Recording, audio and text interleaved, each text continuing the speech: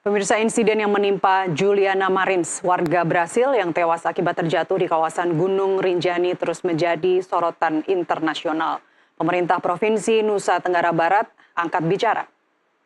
Kita akan bahas bersama Guru Besar Ilmu Pariwisata Universitas Udayana Bali, Profesor I Putu Anom Mahadwarta. Selamat malam, Prof. Terima kasih telah bergabung di NTV Prime. Sebenarnya, Prof. Anom, bagaimana standar keamanan di sebuah lokasi wisata alam, khususnya ini gunung? Ya, kalau kita lihat standar keamanan itu kan seharusnya sudah ada SOP-nya. Artinya itu perlu disempurnakan lagi kayaknya ya, yang di khusus negara lain nantinya ya. Kenapa? Dalam implementasinya itu perlu wisatawan mendapat pemahaman lokasi-lokasi yang akan dilewati rawan. Nah, kejadian kemarin itu kalau kita cermati kan, pertama perlu kita cermati apakah wisatawan itu sudah mendapat penjelasan yang detail sebelum berangkat ke naik gunung itu ya, daki. Kemudian yang kedua, saya agak heran kenapa boleh ditinggalkan wisatawan sendirian di tempat yang jatuh itu, kan ditinggalkan sendirian dia itu. Ya. Ya. Jadi menurut saya prosedurnya ya harus paling tidak ada yang nunggu temannya, atau kalau mendaki wilayah yang sangat terjal itu harusnya ya paling tidak dua lah pemandu wisatanya, ada yang nunggu. Jadi apa kesimpulan Anda, Prof? Jadi apa kesimpulan Anda bahwa kita semua ngerti bahwa orang naik gunung itu nggak mungkin sendirian, pasti ada temannya, entah itu teman sependakian atau pemandu khususnya. Bahkan pemandu kan SOP-nya sebenarnya yang benar, ada pemandu yang untuk berjalan cepat, ada pemandu yang untuk di belakang gitu. Jadi apa kesimpulan Anda terkait kasus ini? Saya melihatnya waktu ditinggal itu sendirian ya. Kan itu masalahnya. Menurut berita sendiri ya, kita belum dapat pernyataan, kita coba untuk menghubungi Sekda nanti juga, tapi bahwa pemberitaan di luar betul demikian. Ya, kalau memang kalau sendirian itu kayaknya sudah kurang pas itu dari segi prosedur. Ya, kalau sendirian itu, apalagi dia tidak paham orangnya pertama berkunjung gitu ya. Dan dia tidak tahu bahwa daerah mana yang rawan gitu kan dia berteduh itu atau beristirahat di tempat yang dekat dengan jurang itu, ya enggak? Ya, jadi kesimpulannya menurut Anda adalah bahwa semua pendaki ini kita asumsikan tidak mendapatkan tidak ada pemberitahuan terkait cuaca di sana seperti apa, sepekat apa kabut di atas. Nah, artinya dari awal harus dijelaskan detail potensi yang ada di atas, ya, keadaan cuaca maupun yang lainnya, ya, geografisnya terutama mana daerah rawan dan lain sebagainya. Saya juga tidak tahu pasti apakah sudah dijelaskan seperti itu, tapi yang saya melihat itu ditinggal sendirian itu, kalau betul ditinggal sendirian itu kurang pas menurut saya. Betul. Baik. Prof, kita akan lanjutkan dialog usai jeda. Tetap bersama kami, pemirsa, kami kembali usai jeda pariwara berikut. Netizen Brasil menyerbu akun Instagram Presiden Prabowo Subianto. Warganet asal negeri Samba menyerbu akun @prabowo usai turis asal Brasil Juliana Marins tewas karena jatuh di Gunung Rinjani, Nusa Tenggara Barat. Tercatat ada ribuan komentar dari netizen Brasil di akun Prabowo sejak evakuasi korban dilakukan hingga akhirnya ditemukan dalam kondisi tidak bernyawa. Bukan hanya permintaan pertolongan terhadap korban, warganet Brasil juga mengkritik penanganan yang terlambat serta menuntut keadilan untuk Juliana Marins. Kita lanjutkan dialog, saya masih bersama I Putu Anom, Guru Besar Pariwisata Universitas Udayana Bali. Prof. Anom, ini dunia internasional sedang membuli Indonesia gara-gara kasus ini. Adik korban mengatakan bahwa butuh 3 hari official otoritas untuk mengangkat jasadnya dari jurang. Kemudian di media internasional mengatakan 4 hari. Ini tonnya sangat negatif untuk pariwisata kita, Prof. Komentar Anda? Ya, Medan tempat dia jatuh ya. Rasil itu kayak medannya terjal itu. 500 meter itu jaraknya itu kan dan tebingnya sering longsor, ada pasir itu kan, itu ya tidak mudah untuk evakuasi dari tim SAR kita, padahal tim SAR kita kan sudah sejak berapa hari itu sudah sejak kejadian kita sudah mulai berangkat ke sana. Itu kendala cuaca dan medan yang terjal sekali, kan itu yang menyebabkan yang terjadi keterlambatan. Itu menurut saya, ya. Oke, apakah menurut Anda ini memang dari otoritas tempat yang terlambat memberitahukan bahwa jenazah sudah ditemukan, tapi butuh sekian hari untuk kemudian mengangkatnya dari dasar jurang? Apakah memang tidak ada pernyataan resmi? Itu kan yang ditunggu-tunggu sama media internasional sebenarnya, Prof. Itu kalau kita cermati kan sejak jatuh ada dimuat itu di media sosial, kan sudah disampaikan itu di media sosial wartawan yang jatuh, sejak diinfo oleh pemandu itu ke tim SAR atau ke aparat yang berwenang itu. Baik. Agar pemberitaan di luaran tidak seperti yang terjadi dalam kasus jatuhnya Juliana Marins ini, sebenarnya apa yang harus dilakukan oleh otoritas tempat?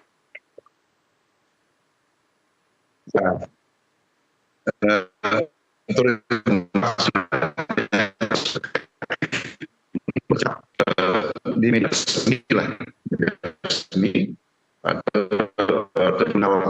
apa namanya media resmi apa yang kenal sehingga seperti diketahui apa yang dikerjakan oleh tim ataupun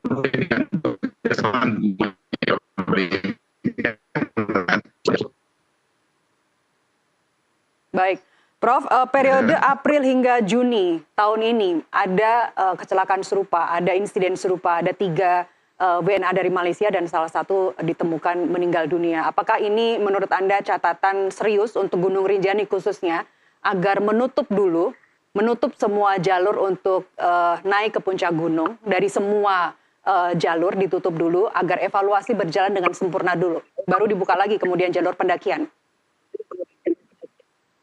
Ya, sebaiknya ditutup dulu, adakan evaluasi, ya.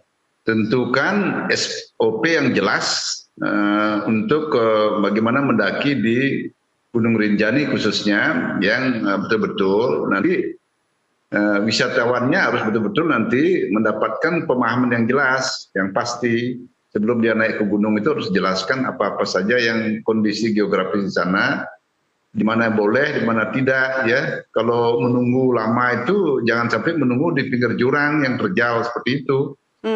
Jadi perlu pemahaman ya. Baik, ada usulan juga Prof terkait sertifikasi pemandu.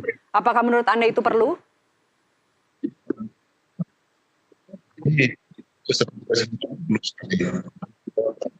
Kita kan peristiwa internasional ini, ya enggak, harus wajib itu sertifikasi pemandu. Kejadian Rinjani itu. Iya. Baik, yang penting pemandu itu, pemandu lokal, dia orang yang tahu betul terhadap kondisi gunung. Ya. Baik, catatan apa lagi yang Anda bisa berikan, Prof Anom, terkait kalau kita bicara gunung pada umumnya, kalau kita naik ke Merbabu saja, itu sudah kayak kita mendaki melewati minimarket, begitu banyak sampah di sana. Atau Gunung Papandayan yang relatif lebih pendek, 2000 mdpl. Itu di Edelweiss di puncak gunung sudah hampir tidak ada di sana. Apa catatannya terkait itu?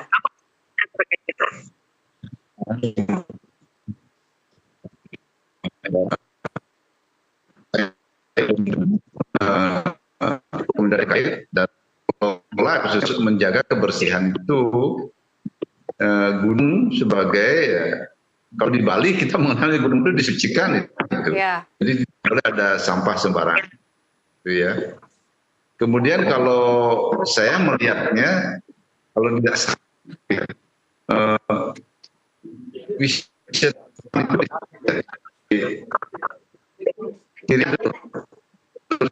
benar dia tinggal sendirian di tempat dia jatuh itu, dan tidak dikasih bahwa terjal itu. Kan itu kendala nanti yang harus kita cermati ke depan. Baik. Prof. Anom, Anda sebagai guru besar pariwisata di Universitas Udayana, apakah Anda seringkali dimintai saran oleh Dinas Pariwisata setempat? Ya, kalau pemerintah, ya, kalau pemerintah mau barat kan, NTB kan enggak pernah saya diminta saran. Kalau di Bali ya, kalau kementerian ya, kalau beberapa media ya. Apa saran Anda Kalau untuk Dinas Pariwisata Bali ketika Anda dimintain saran terkait misalnya keamanan atau mitigasi risiko di tempat-tempat pariwisata? Saya harus menyampaikan SOP yang benar yang harus diimplementasikan dengan benar, baik oleh pengelola maupun termasuk wisatawan itu harus taat pada aturan yang ada dan betul-betul memahami wisatawan yang melaksanakan aktivitas di tempat-tempat yang rawan bencana dan lain sebagainya, atau rawan yang adventure lah, begitu, seperti itu. Baik, Prof, ditahan dulu. Saya sekarang sudah terhubung dengan Rahman Muklis. Hai Mas Rahman, ya, selamat malam. Terima kasih sudah bergabung. Saya ingin mendapat ulasan dulu dari Anda terkait kasus ini, kasus yang sudah menggemparkan dunia internasional karena yang meninggal adalah warga negara asing. Ya, selamat malam. Yang pertama, kami dari Asosiasi Pemandu Pendakian turut berduka atas kejadian ini.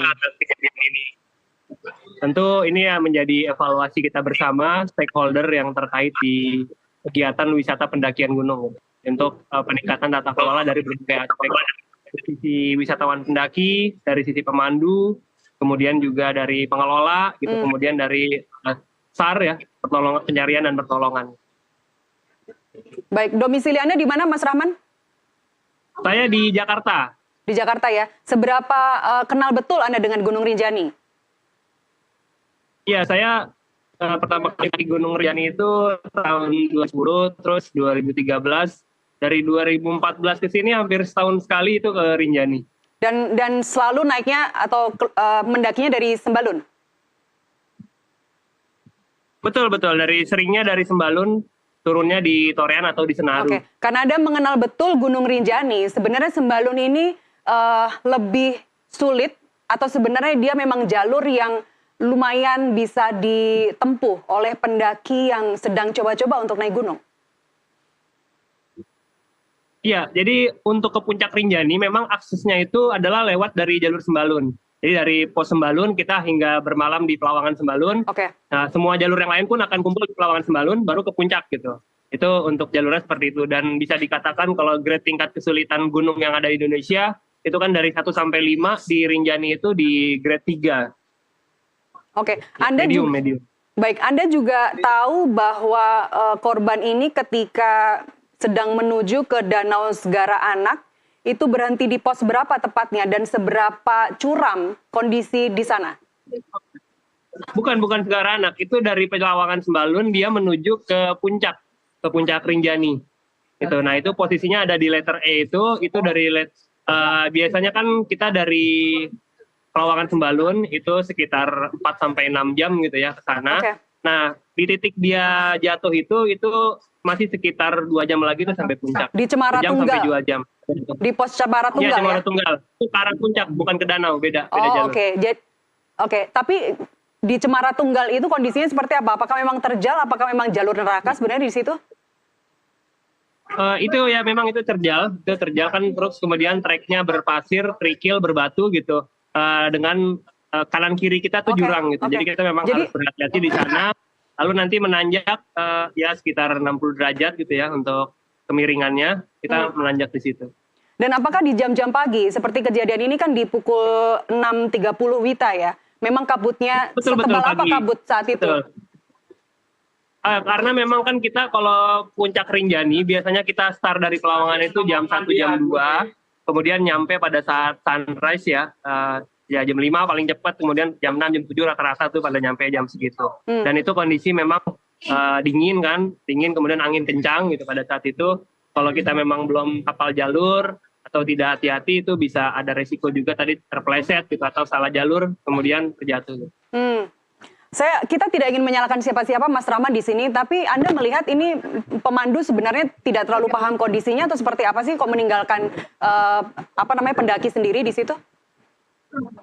Kalau data itu kita belum bisa tahu pasti juga ya, karena dari data kronologisnya itu dari yang ada belum lebih jelas. Tapi kalau yang saya tahu dari berita informasi yang ada itu dia kan si korban itu kan lelah kemudian istirahat.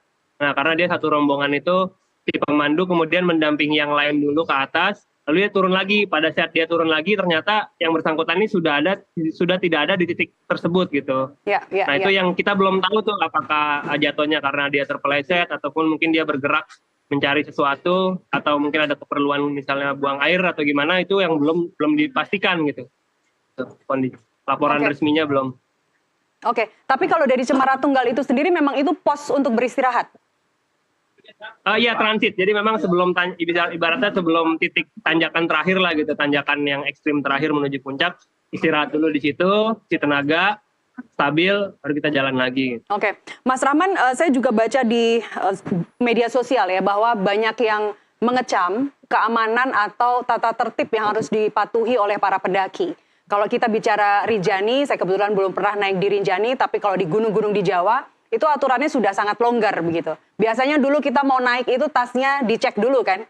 Sampah atau makanan apapun kita dicek, tapi turun. Ada pengecek. Di Jawa sudah tidak. Anda mau bilang merbabu, Anda mau bilang, mostly di Jawa udah enggak. Selamat pun sudah tidak ada. Apa catatan Anda? Iya, rata-rata memang ada beberapa gunung khususnya yang di Taman Nasional kayak Rinjani, Merbabu itu masih diterapkan. Jadi petugas itu masih mengecek dari segi administrasi, tiket, kemudian juga mengenai kelengkapan ya, peralatan perlengkapannya itu dicek masing-masing gitu. Oke. Termasuk juga sebelum itu biasanya dia kan ada pemandu dari tour operator ya. Nah pasti udah dicek dulu terlebih dahulu. Iya. Tapi memang ada beberapa kasus yang memang agak longgar gitu ya. Itu perlu kita.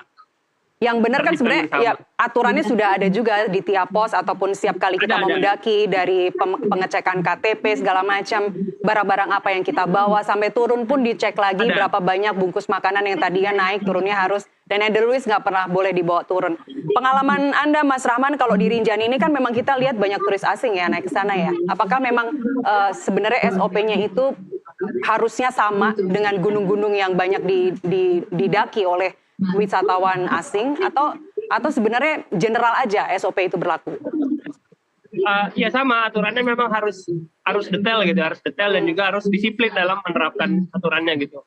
Dari semua sisi, artinya dari pengelola, dari pemandu, dari wisatawan, semuanya memang harus mengikuti SOP yang ada. Dan setiap gunung sudah punya SOP-nya dari pihak pengelola destinasi. Baik. Baik, Mas Rahman, terkait dengan itu tadi kalau kita bicara terkait mitigasi risiko. Kemudian seperti apa pengamanan yang Anda lihat ketika kita sekarang baca di media bahwa jenazah itu hari Senin ya, hari Senin sudah ketahuan di mana, Sabtu naik, kemudian hilang. Minggu, Senin ditemukan, tapi kemudian 2-3 hari baru helikopter baru diarahkan. Padahal sebelumnya sudah dipantau oleh thermal drone di mana kondisi korban ditemukan. Selama itukah proses untuk evakuasi dilakukan? Ya itu kalau dari informasi operasi SAR yang ada, jadi memang sebenarnya kejadian tanggal 21 pagi, 21 sore itu udah ada tim SAR yang ke sana gitu untuk observasi awal ya. Pada titik yang pertama dan sudah menurunkan tali. Nah kemudian ketika dicek juga sampai ke bawah ternyata belum kelihatan. Terus kemudian ada keterbatasan alat ya, talinya. Kemudian dan karena sudah malam kan dilanjutkan kembali hari Minggu. Terus hari Senin itu tadi benar ada percobaan mau helikopter, tapi karena kondisinya tidak memungkinkan juga. Itu kan dia di tebing curam gitu ya. Kemudian posisi korban jatuh itu masuk ke bawah, dia dalam danau, bawahnya itu nanti kan ke danau gitu.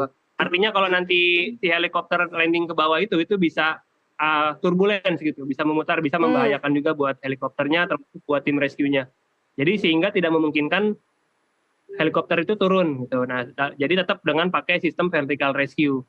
Dia bikin pengaman di atas, di angkor, lalu pada saat hari Senin itu, Minggu Senin, peralatannya sudah ditambah sehingga bisa menjangkau sampai titik terdalam. Ya, baik. Mas Rahman, sebenarnya kita juga menghubungi dari Sekda Pelaksana Harian Sekretaris Provinsi Daerah NTB, tapi di menit-menit terakhir dibatalkan. Sebenarnya kita pengen tahu seperti apa kronologi penyelamatan itu dilakukan begitu. Prof. Anom masih bersama kami, Prof? Prof. Anom?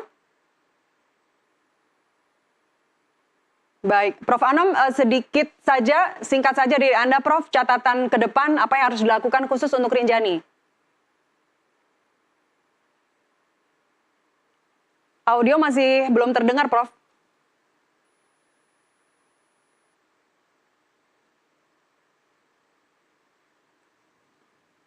Didengar ya? Ya, silakan. Saya ikut berbelasungkawa atas meninggalnya wisatawan dari Australia itu di Gunung Rinjani ya. Pertama, ke depan, walaupun ditinggal sebentar itu menurut saya bisa enggak ada yang menunggu gitu loh. Itu kalau betul-betul sendirian itu yang perlu menjadi catatan saya. Dan yang kedua, betul-betul harus mendapat penjelas detail dari pengelola kepada wisatawan yang akan naik mendaki di Gunung Rinjani. Itu dari saya. Baik, baik. Prof. Anom, terima kasih atas waktu Anda bersama kami di NTV Prime. Sehat selalu, Prof. Mas Rahman, kita jeda terlebih dahulu. Kita akan lanjutkan dialognya bersama Anda nanti sekitar pengalaman Anda naik gunung, terutama di Gunung Rinjani. Pemirsa, tetaplah bersama kami. Kami kembali usai jeda.